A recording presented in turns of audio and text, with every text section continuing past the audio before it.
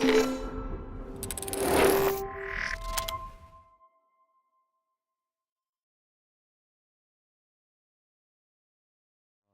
afternoon, everyone. Thanks for coming to my presentation today.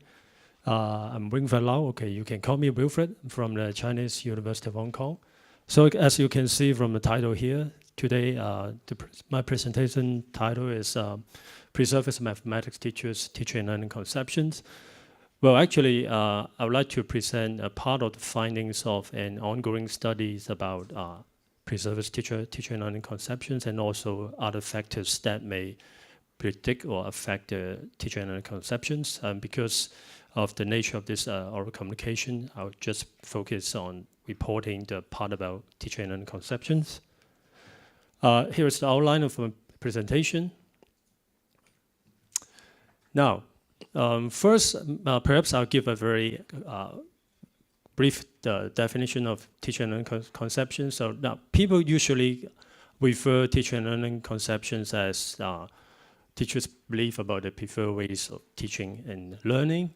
And why do we need to study teaching and learning conceptions? Because my argument is that, in particular for pre-surface teachers, they bring in different beliefs about different subject areas and how they are to be taught. But the problem is, if these beliefs are not aligned with those advocated in the curriculum, goals, or etc., that may cause some problems to students' conceptual understanding. For example, pre-surface teacher may learn by rote and yet excel in examination. But of course, we know that this belief is not good for the conceptual understanding of students. So if these, for example, this one belief is not challenged during the pre-surface teacher study in university, they may perpetuate this belief to students. So that's why we need to understand how pre-surface teachers understand subject and how they're taught. The conceptual framework, now basically it draws on the Perry's scheme for intellectual development for university students. Actually, Perry found that university students, they typically follow a trajectory that develops them from a dualist to a relativistic thinkers, as they recognize uncertainty in knowledge. What does that mean? Now, from his study, he tried to group, there are 9 positions that can be grouped in 4 position trajectory, which are called dualism, multiplicity, relativism, and commitment with relativism. So depending on whether student in these 4 positions, they will have different understanding of knowledge, of course mathematical knowledge, and also how mathematics should be taught. For example, for those in the dualists, they will think that there are clear right and wrong answer, and they should learn how to find the right one. For the multiplicity one, well, they will think that right answer may not exist, and all of these ideas are equally important. And for those in the relativism position, they would think that not all the ideas are equally valid, but the validity of the idea of an argument needs to be based on the context and other logic. And finally, for those in the commitment within relativism position, it is important for them to integrate ideas from different sources with their experience and choose the commitment, and finally evaluate the consequences and implication of the commitments. So as I just mentioned, it all depends on what position a pre-surface teacher is at different learning stage at university, and that these different positions is very likely to affect how a pre-surface teacher think about mathematics teaching and learning. The method, now basically this, I use a very quantitative approach, and I administer a questionnaire called the Teaching and Learning Conceptions Questionnaires to 80 pre-surface mathematics teachers. From now on, I better call it PMTs in short. In my university on a 5-point Likert scale, so there are 30 items in the questionnaires with, later you will see that in my study, I found there are 17 items for the traditional conception and 12 for the constructivist conceptions. And according to Chen and Ehlert, they did a similar study with Hong Kong teacher educating student. And they found the common alpha values for the TRAC and the CONC were both 0.84. So what is the TRAC, the traditional one, and the constructivist, the CONC? The TRAC actually views teaching as transmission of knowledge from teacher to student. So learning is basically mastery of knowledge during the teaching process. For CONC, so as you may understand, because it's constructivist idea, so teaching is a process in which teachers are actually the facilitator, and students need to construct knowledge on their own through interaction, communication, inquiry, investigation. Now, some information about the PMTs. You see the age from 18 to 24. And because it's the 5-year program in Hong Kong for PMT to complete the degree program at university, so you see there are about 70% year 1, 13 year 2, etc. But most of the PMTs were year 5. That means the final year student. You see there was about 31% of year 5 students in the sample. And on average, they completed about 8 mathematics courses and 3.3 mathematics pedagogy courses and 3.8 application courses. Maybe give more information about this program. So basically, it's an undergraduate program which prepares students to be a major in mathematics and mathematics education. That's why they need to study mathematics, mathematics pedagogy, and also education courses in order to complete their program. Also, there's an important part about the teaching practice. You see that over half of them didn't commence their teaching practice, and 25 completed in primary, and about 19% finished their teaching practice in both primary and secondary schools. Now the result. Now I try to use a technique called a parallel analysis, in which this is a way for us to extract the number of factors from a data set. Because I don't have enough time to explain the logic and the mechanics, so if you're interested, you can browse the internet to find out more of this. But this is supposed to be a more accurate way to extract the number of factors from a data set. So I find 2 correlated conceptions, the TRAC with 17 and the CONC with 12, and our reliability is quite well. In terms of some descriptive statistics, you can see that on average, the PMTs in this sample, they are more quant. That means they hold a more constructive conception rather than a traditional conception, okay, about teaching and learning mathematics. In particular, females are more hold a more constructivist conception. But interestingly, the 2 conceptions were not associated. That means they're uncorrelated with year of study, number of professional courses completed, etc. Okay, so that's why at the end of this presentation, I would suggest perhaps we may need to investigate other factors that may affect the teaching and learning conceptions. Now, you can see that these are the 17 items about the traditional conception. For example, the first one, the major role of a teacher is to transmit knowledge to students. Very traditional, right? And just show you a few examples. Number 6, good teaching occurs when there are mostly teacher talk in the classroom. So these are a very traditional one. For a constructivist one, you see that, for example, number 1, ideas of students are important and should be carefully considered. Number 9, good teachers always make their students feel important. Number 10, instruction should be flexible enough to accommodate individual differences among students, right? Very constructivist conception. Now, I know I have only 1 minute. Now, so what are the discussion implications? I think it's very important from the findings of this study, a very preliminary one, for PMT to review their teaching and learning conception and make informed pedagogical decisions. So these are very important because they constitute part of the professional competence for future teachers. And the second point is for teacher educators, we may need to consider whether for some, we need to design some experience to either to consolidate or moderate conception that align or contradict with existing beliefs. And finally, As I just mentioned, we may need to consider other factors that may predict their teaching and learning conceptions, like what maybe their mathematical beliefs, self-efficacy, and also the teaching efficacy. These are all the possible factors that may predict PMT's teaching and learning conceptions. Yeah? Is it fine? 10 minutes? Yeah, okay. Okay. Thank you. Thank you for your attention.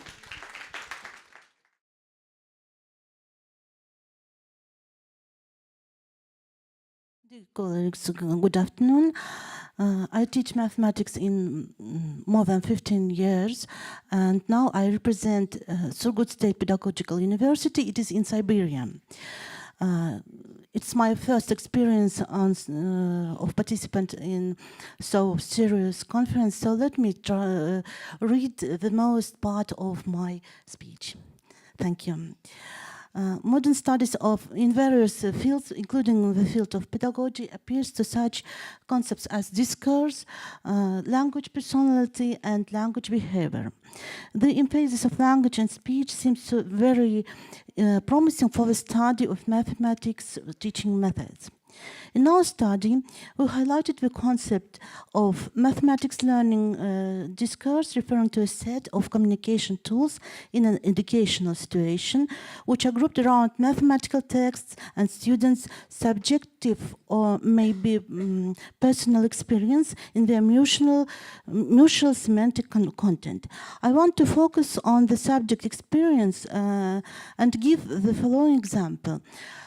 In the lower grades or in secondary school, students begin to study geometry. When they meet the phrase, the point lays on a straight line, some students draw incorrectly as shown on the right picture. What is the cause of this error? Very likely in the following. A mathematical text diverges from the personal experience. So let's try somebody lays on the bed. He isn't a part of this bed. That's why it is important to know how can the student understand when we speak something. Currently, we use the term educational mathematical discourse in the following interpretation. It is the practice of organizing educational activities based on working with mathematical texts in accordance with accepted rules of mathematical activity and norms of mathematical culture. Note that educational mathematics discourse is influenced by semiotic, semantic, and extra-linguistic factors. I will show with examples the importance of semantic and semiotic factors. The function of word is to denote an object, a property, or an action. The sign replaces the word. When the squared root of 3 is written, what does it mean? Object, or action, or both? When it is written sinus alpha, what is it? The ratio of the leg to the hypotenuse, the ordinate of a point on the unit circle, or something else? Why is the record was written there are 1 fractional line and 2 identical to record in which there are 0, point, and 5? It is obvious that the teacher should be ready to answer such questions. Usually, discourse refers to the dialogue in the classroom, to questions and answers. Our understanding of the concept under consideration is close to the formulation proposed by Kazhemyatin. The discourse is the verbal thinking activity regulated by the sociocultural codes of a specific social practice from which people produce, use, and transmit social cultural meanings, models of social experience, realize their cognitive and or communicative needs. According to this, we understand the discursive space as a metaphorical representation of various teaching tools and tools used in the educational space. Math discourse refers to math concepts, rules, proofs, heuristics, models, and also math humor, creations, arts, math history facts. All are transmitting using mathematical texts. Thus, a teacher is a person carrying mathematical texts. We can formulate the informative characteristics of the discursive competence of a mathematics teacher, implying the integrative characteristics of professionally significant qualities, which includes knowledge of the principles of constructing and constructing mathematical text and the rules of pedagogical communication, the ability to select texts, the skills of perception, generation, and interpretation, and experience in planning and managing communication. To form the discursive competence of a mathematics teacher, the following must be done: creating cluster models, study the further of mathematics text, educational mathematical text, and text intended for virtual communication. The implementation of exercises aimed at the formation of understanding the mathematical text and context, making samples for solve problems and written the solutions, and development of dialogue management methods in educational interaction. In my research, I hope to describe an educational math discourse as a system and to write a program of preparing mathematics teachers to class discourse. Excuse me for my undiscursive English, and thank you for your attention.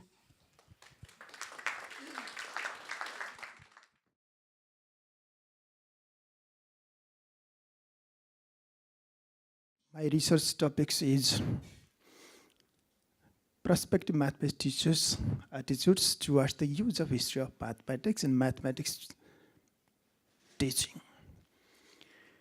The main purpose of this research study is the promotion of use of history of mathematics in teaching mathematics. This research is based on the Janakib and Arkaby's 2000 definition of the use of history of mathematics in mathematics education. This is the alternative teaching mathematical methods that utilizes the primary and secondary sources of history of mathematics through old mathematics problem, original mathematics text, biographies of premier mathematicians, games inspired by history of mathematics, and so on.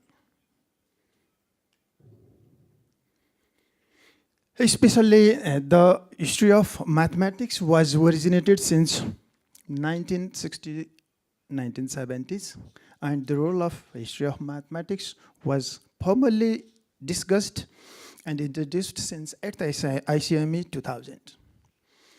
Then, what is the attitude towards the use of history of mathematics? It is a psychological tendency that is expressed some degree of favor or disfavor towards the use of history of mathematics in mathematics teaching.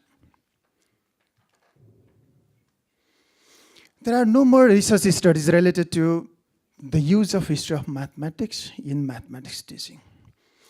Some of them, in 2010, Gurse studied that and concluded that pre-service teachers had developed a positive attitudes towards the use of history of mathematics in teaching and learning of mathematics. Similarly, similar studies conducted by Sullivan 2000 and revealed that the incorporating of history of mathematics in teaching mathematical concepts had a positive effect on pre-service mathematics teachers' attitude. Similarly, further studies was conducted in 1998 by Filippo and Christou. They concluded that the integration of history of mathematics into mathematics instruction improves the attitude of pre-service secondary teachers. The main research objectives of my research study was to explore the prospective mathematics teachers' attitudes towards the use of history of mathematics in mathematics teaching, On the basis of these objectives, there is one research question also. To what extent do prospective mathematicians have attitude towards the use of history of mathematics in mathematics teaching? The theoretical and conceptual framework of the study of my research was based on Tapia's 1996 attitudinal theory. It based on 4 dimensions, sub-dimension of attitude: value, enjoyment, self-confidence, and motivation. It explains that there is higher correlations between these 4 sub-dimensions of attitudes with attitudes high, then the respondents or the results shows the higher attitude, otherwise negative.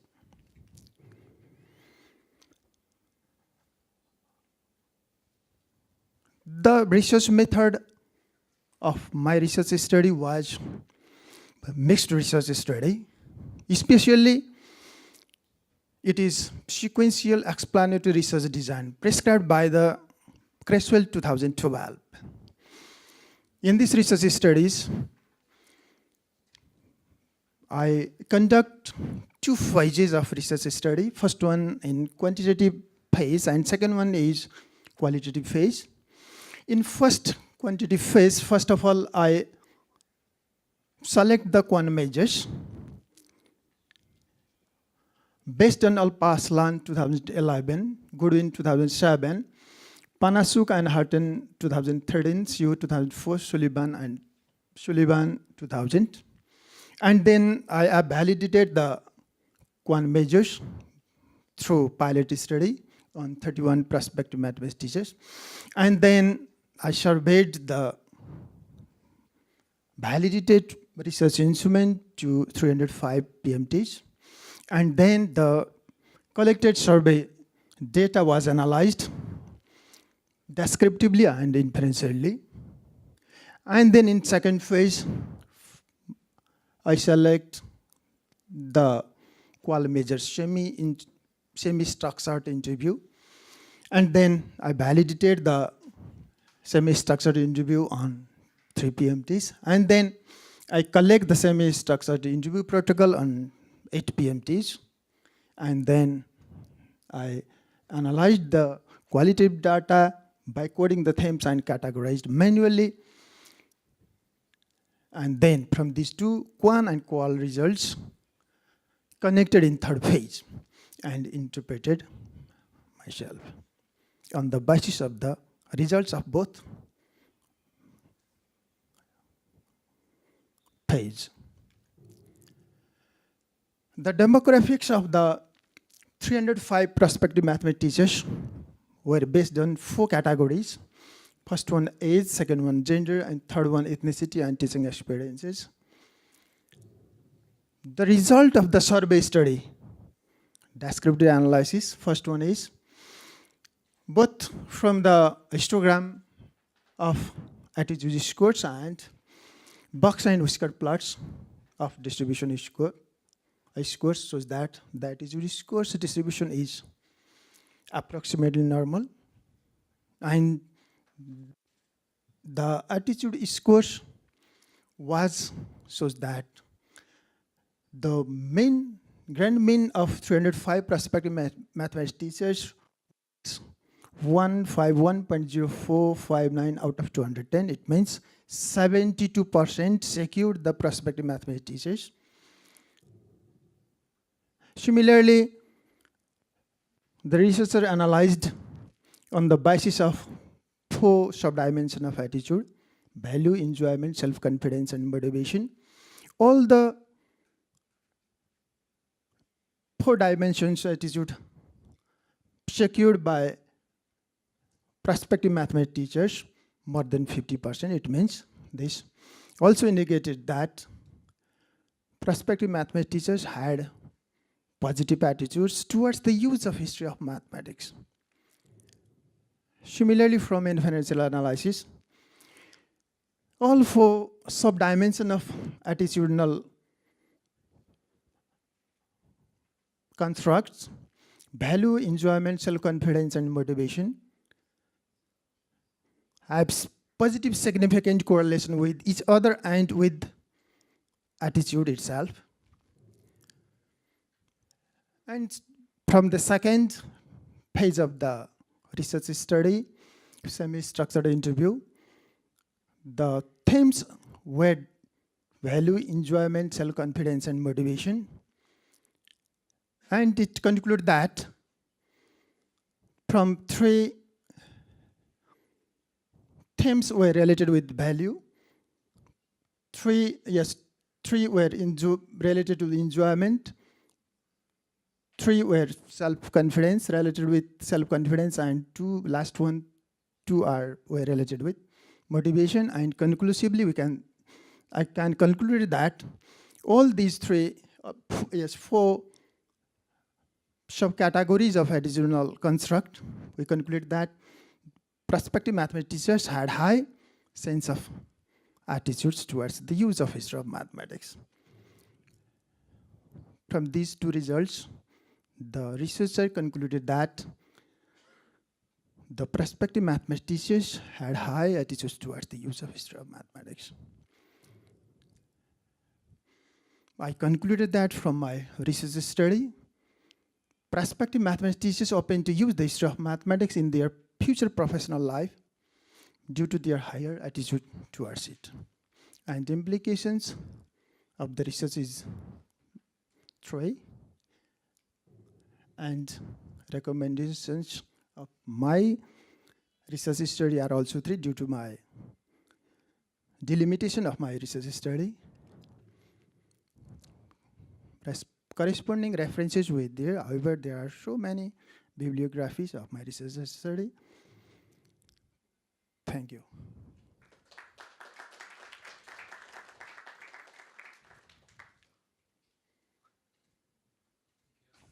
Thank you, sir. All right, we have plenty of time for questions and comments and discussion.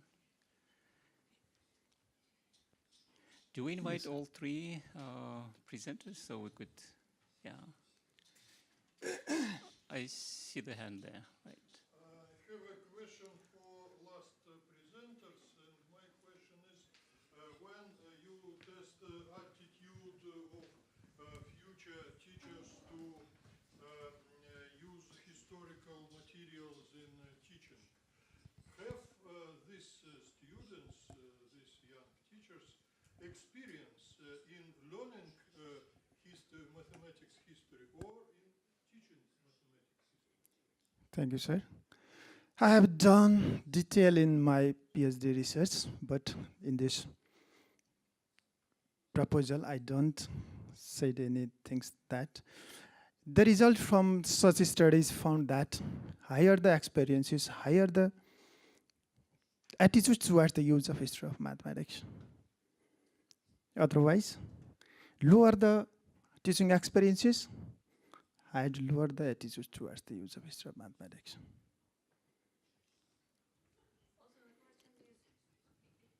Yeah. Yeah. Also, the question is, did you see any difference between what part of history they will most likely share with the students? Is it some kind of psychological biographies, portraits of mathematics from the history, or it is the history of how they made their ideas, how they came to the insight, or it's the story of the mathematical problems? What exactly you mean when you say the history of math, because it's different, and how they will find this content for their work? Yes, thank you for the inquiry. History of mathematics is only the content, but the use of history of mathematics is the pedagogy in teaching and learning of mathematics.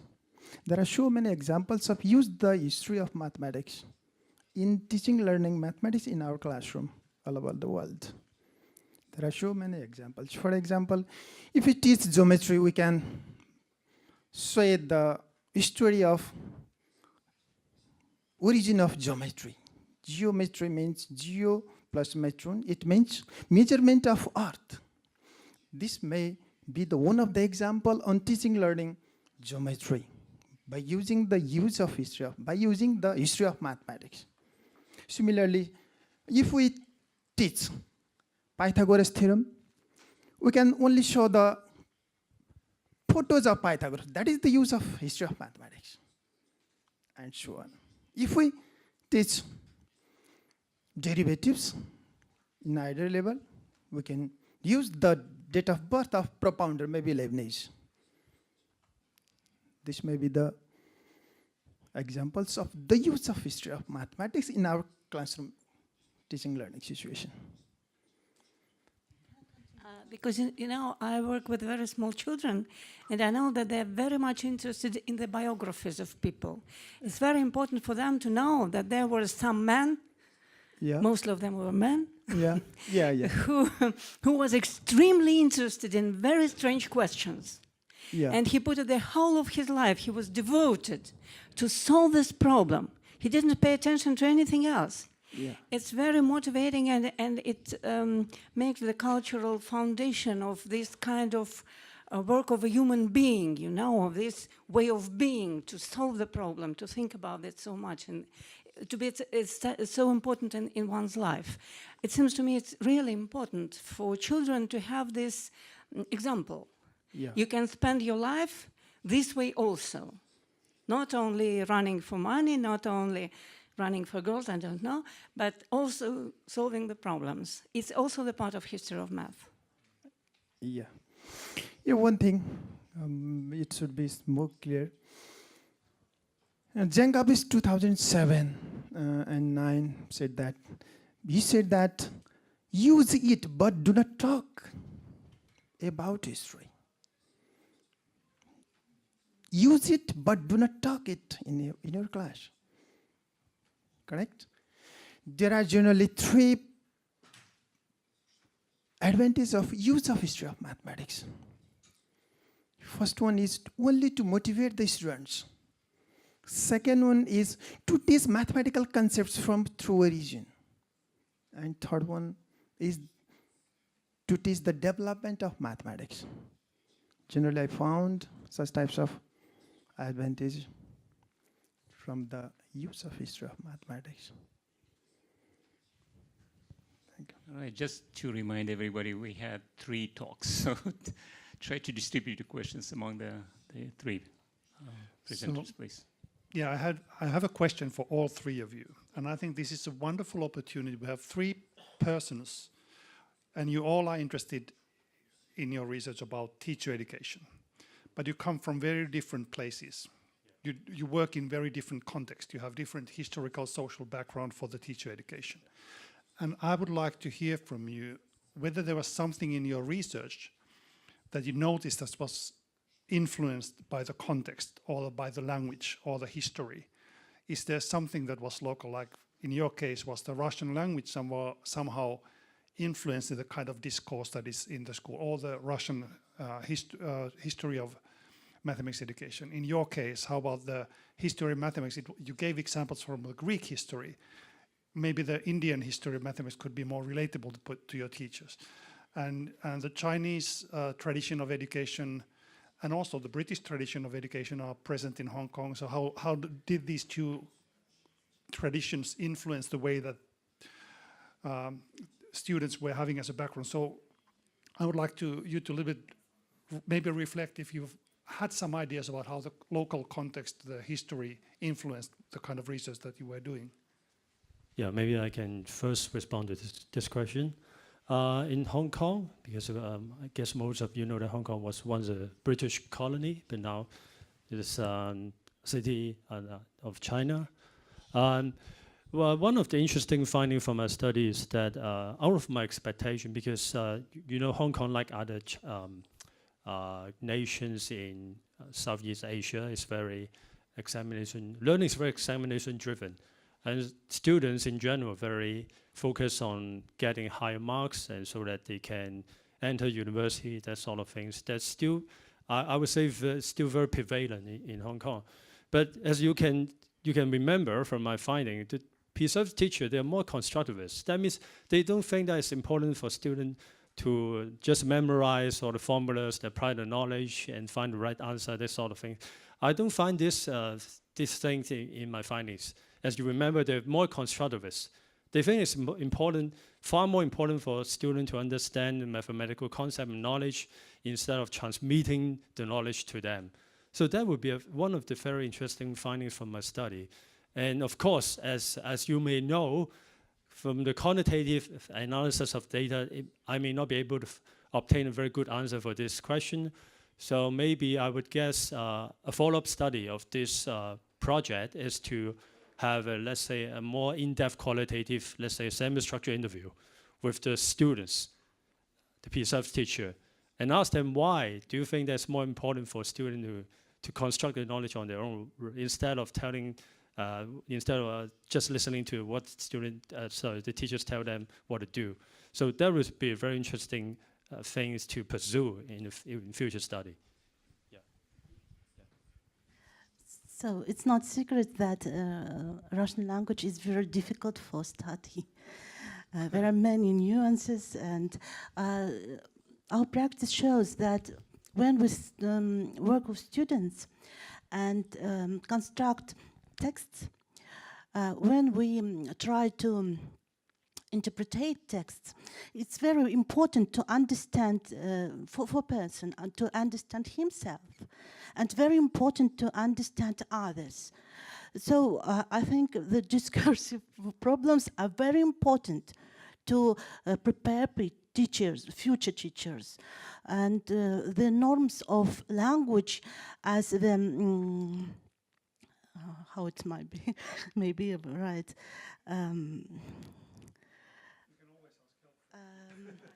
Just a moment, please. It's difficult. I think in two languages.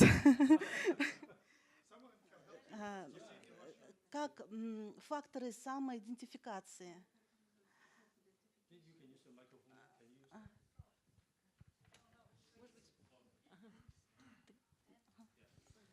How the factors of self-identification. Thank you. Very important for any person, for group, for society. I think it's very important. Thank you, Professor Dr. Anula. Especially Nepalese mathematics was dominated by Indian mathematics. However, the latest dates in curriculum of mathematics education based on all over the world, history of mathematics.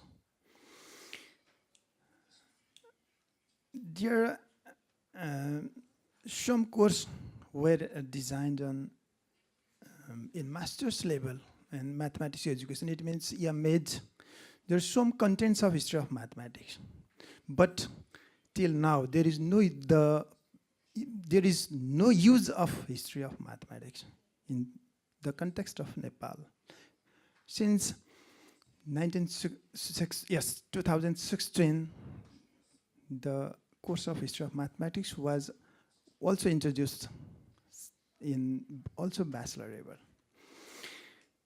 Then I,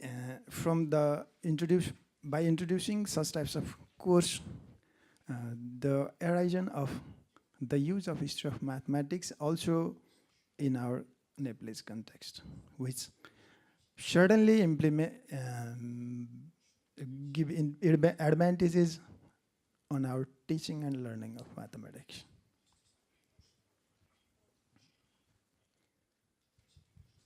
Svetlana is working in also pedagogical university. Do you use history of math when you teach your students? Yes, of course, and I think it's very important to know the history. And I say to my students that if you know how Babylonian solved the problem, equations, square, yes, you can explain this material better than if you know only the formula of discriminant. So there are many examples. I think it's very important to know the history. Any other questions, comments? I have a question to the first presenter. I was impressed by the fact that the elementary teachers have that level of the attitude toward constructivist approach. What does contribute to that? Is that the type of coursework that they have? Is that the type of experiences that they have? So where did that come from? Very interesting question, but also very difficult question. Interesting but difficult question. You means what does this constructive conception come from?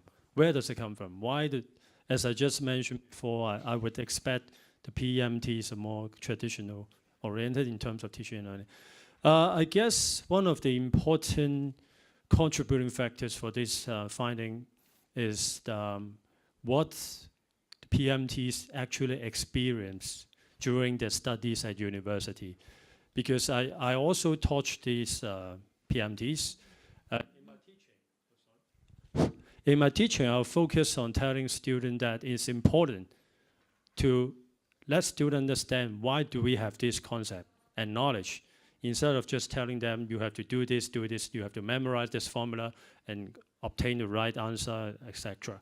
So it all, I think it depends on a very large extent on whether as we as teacher educators, educated PMTs, to be a teacher, we need to teach them in a more constructivist way so that they can teach their student in a constructivist way.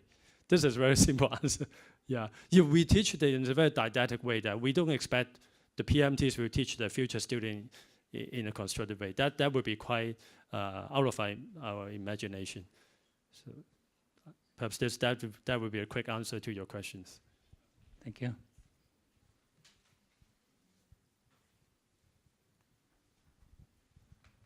Any further questions?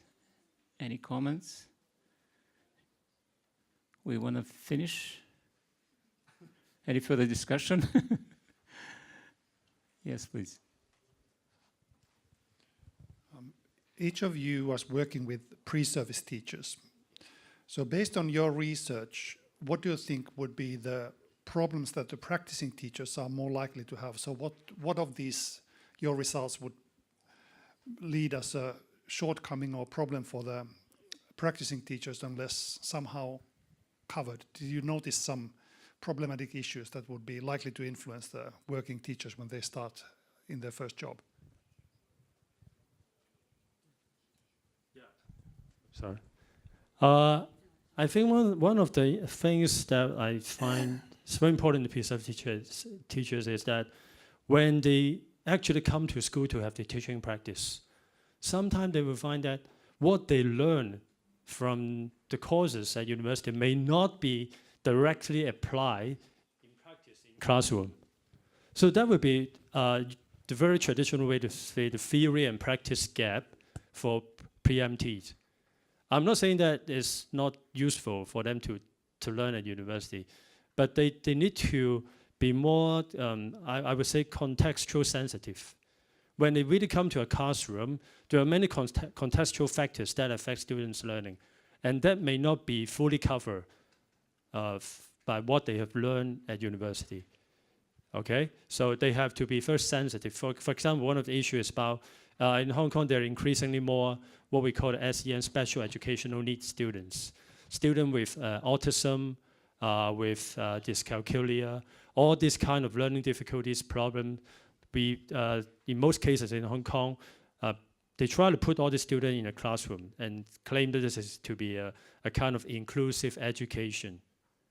Okay, but if the PMTs are not well trained in dealing with special educational students, they will say that, well, I learned all this theory, but well, it seems that this theory applies to ordinary students without any problems. But in practice, when I come across this kind of special educational needs student, how can I deal with them?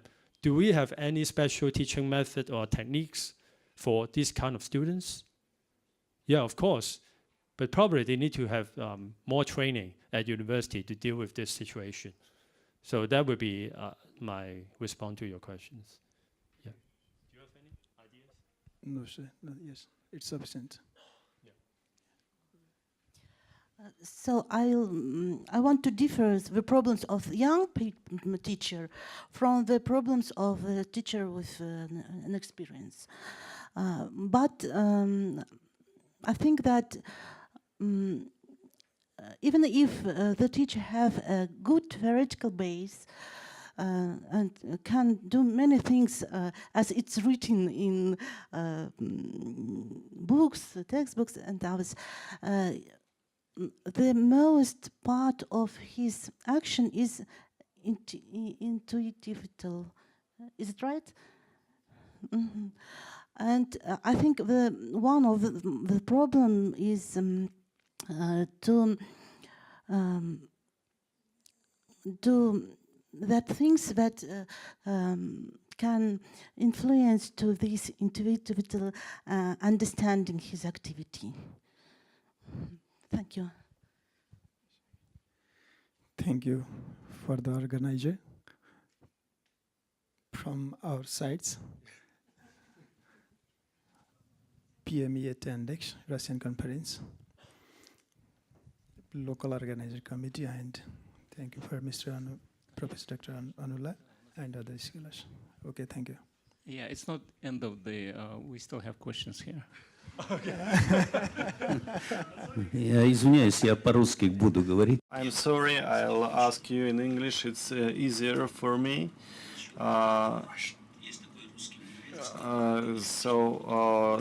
There was a man called Kosmoprotkov, and he said that you need to know origin to understand everything.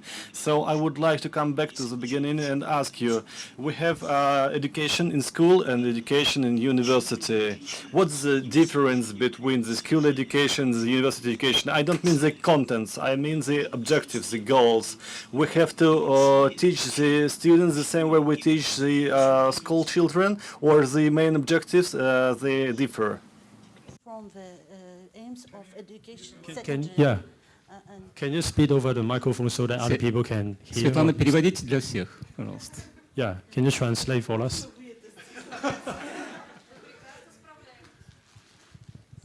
So, if I can, how the aims of the higher education differs from the aims of secondary education, and how we can secondary school. И как мы можем влиять? По цели, вот мы должны студентов в ВУЗе учить так же цели. And whether we should teach the students the same way as in school. The aims and methods in secondary school. In higher education. Higher education. What is it? So what is the question? Вопрос. Можно я еще раз, значит, начну? Мы учим школьников. I'll tell it again. We teach school children mathematics, and we teach students of we teach them mathematics for education. As to the context, we understand that they are different, because in school they study Pythagoras theorem, and in university they teach other things. But I'm interested in the main goals of education. What do we want at school and what do we want at university? Are they identical or are they different? And how it differs from the aim of the math teaching in higher education. Aim. Not topics. Maybe you speak about not aims, it seems to me, but about mission.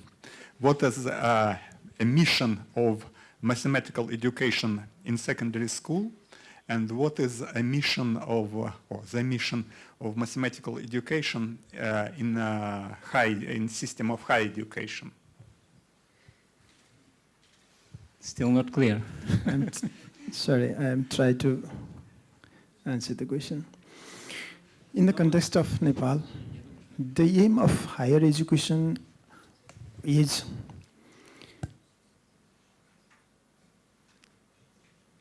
to develop a manpower which can which can yeah, I'm not sure whether I can answer your question correctly. But the question is, do you understand the question? I hope so. For secondary mathematics, there are a number of different aims. The first aim is about some, what we call a practical aims. Let's say to prepare a student to solve some daily life problems, etc. And the other type of aims, we can call it disciplinary aims, to develop student number sense, spatial sense, very discipline specific. Okay? So also we have another aims, very, very difficult to achieve. Something to do with the develop student positive attitude, appreciation of mathematics. I would say very effective aim of mathematics.